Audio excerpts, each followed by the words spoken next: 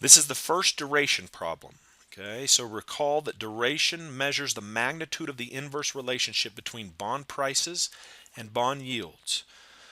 So recall from an earlier video, what we've done is we've talked about the inverse relationship between bond prices and bond yields. Now the bond price in finance is just equal to the present value of the cash flows that will be paid out by the bond. Those cash flows, of course, include the coupons as well as the face value of the bond. We're going to take the present value of these cash flows and discount these cash flows back to time zero by the yield to maturity. So the bond pricing formula, the price is determined by these discounted cash flows, and the yield to maturity is in the denominator of that equation. So if the yield to maturity increases or the denominator increases, the price of the bond must decrease. So there's an inverse relationship. Duration is measuring the magnitude of this relationship. And this has important implications that we'll talk about once we solve this first problem. In the previous video, I talked about how to calculate duration. There's 3 steps. The first step is pretty straightforward. We're first going to calculate the denominator of this formula, or the price of the bond, which is fairly straightforward. You should feel comfortable doing that at this point. The second step becomes a little more tricky. We're going to calculate the numerator, which is what we're going to do is we're going to take the present value of each of the cash flows that the bond pays out, where the cash flows are either the coupons or the face value. So we're going to take the present value, I'm going to take the cash flows, and I'm going to discount it back to time zero by 1 plus the yield to maturity. Okay. After we've taken the present value, we're going to multiply it by t, which is the number of discounting periods for that particular cash flow. And then we're going to add up the product between the discounted cash flows and t. Okay, so remember your order of operation. I'm going to start in parentheses, exponents. I'm then going to divide the cash flows by 1 plus r raised to the power of t. Then I'm going to multiply, and then I'm going to add. So the second step is to calculate this numerator. We'll take it pretty slow so you get a good feel for it. And then the third step is the easiest of all the steps. We're then going to divide the numerator by the denominator. Okay. So here's the question. Suppose a $1,000 face value bond that matures in 4 years has a coupon rate of 6%. If the yield to maturity on this bond is 5.5%, what is the bond's duration? Okay, so I've already entered the information into, or what information we're going to enter into the calculator here. Again, the face value is the future value in the calculator. The face value is the principal amount from the company's perspective. The company has to pay out the $1,000 face value at the end of maturity.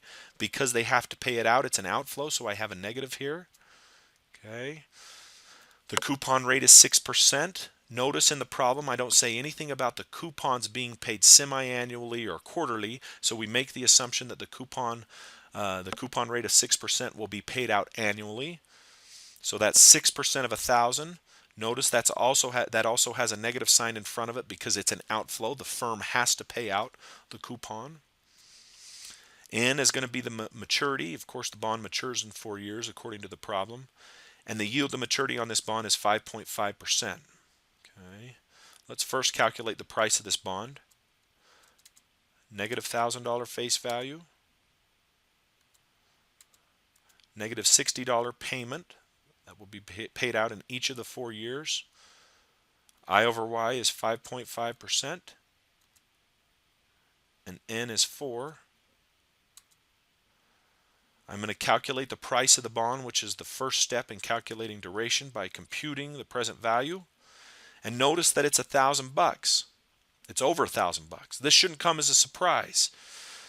The firm declared that the coupon rate would be 6%, and the market has said that the yield to maturity is going to be less than the coupon rate. In other words, the market believes that this particular bond is not as risky as the 6% coupon rate specified by the firm, and therefore the market is going to be willing to pay more than $1,000, more than the face value of the bond, for this particular bond.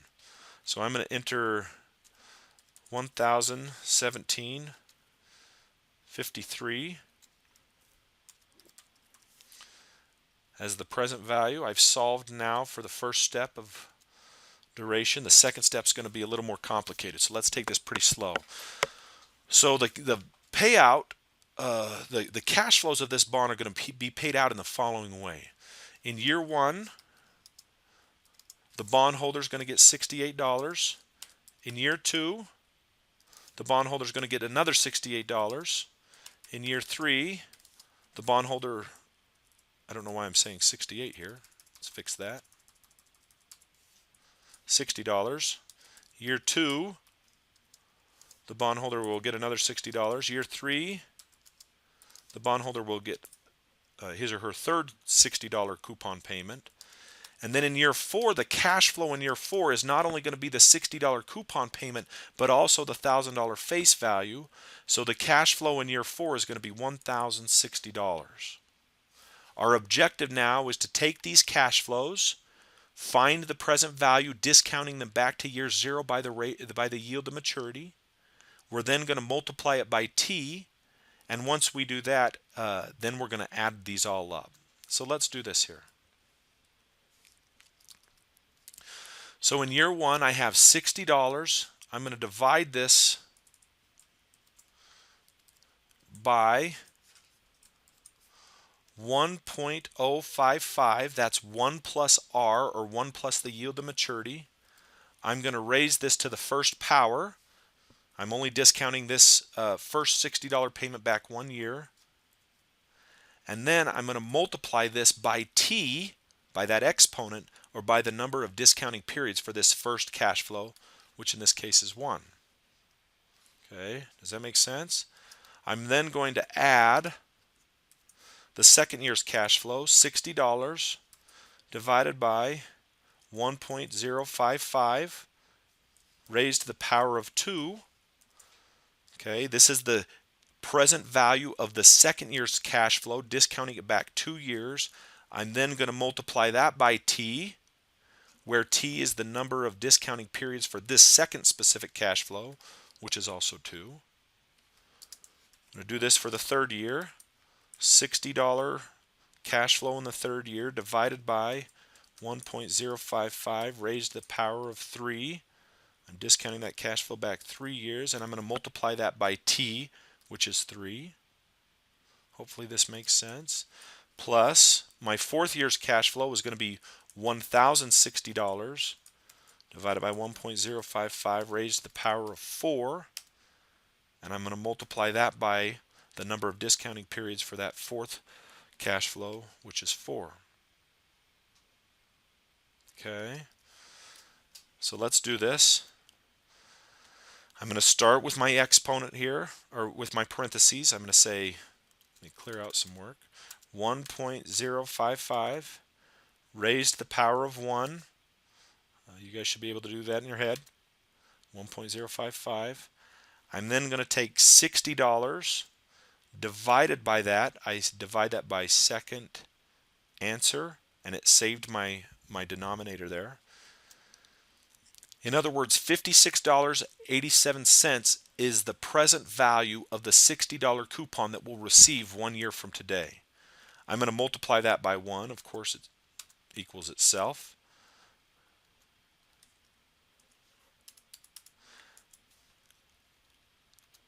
And this first present value cash flow times 1 is equal to 56,872.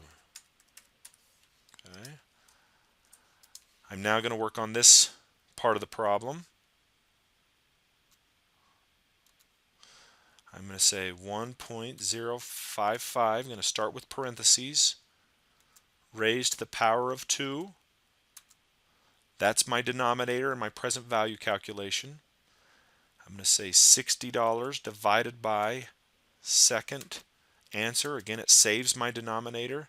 I hit answer again. And $53.91 is going to be the present value of the second $60 coupon that I received 2 years from today. Okay, so I've calculated the present value of that $60, but I got to multiply it by 2. So I multiply it by 2, and I get 107.8143.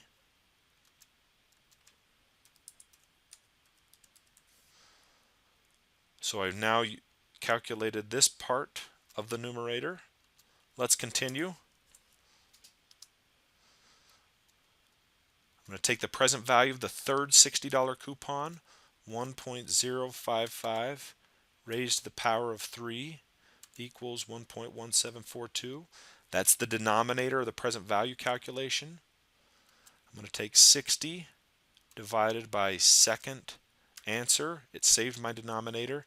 I hit equals again, and that gives me the present value of the third $60 coupon that I'll receive, $51 and about 9 cents, 10 cents. I still got to multiply that by 3 here.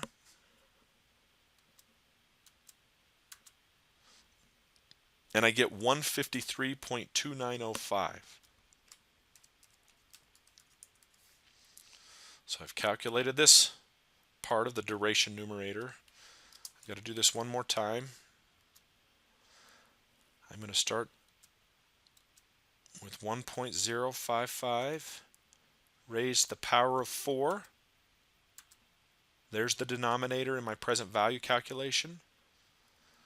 I'm now going to divide 1,060, which is the coupon that I receive in the 4th year, as well as the face value, by that denominator, which is saved here in my calculator. And I have the present value of that 4th and final year's cash flow as 855.6497. I've got to multiply that by 4. I'm going to multiply this guy by 4, and I get 3,422.599.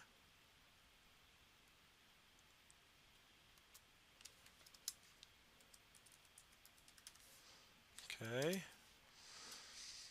And so now I've calculated each of these 4 steps when calculating the numerator of the denominator. Now let's add them up.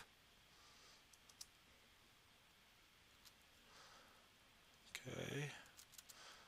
56.872 plus 107.8143 plus 153.2905 plus 3422.599.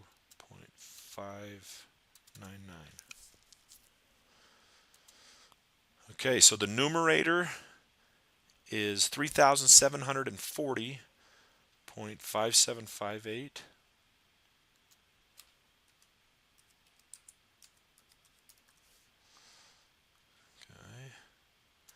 And that's the numerator that I need to calculate duration. The third step is straightforward. Duration is simply equal to 3740.5758 divided by the price of the bond, which is 1017.5258. And that's going to give me duration. Divide that number by the price of the bond.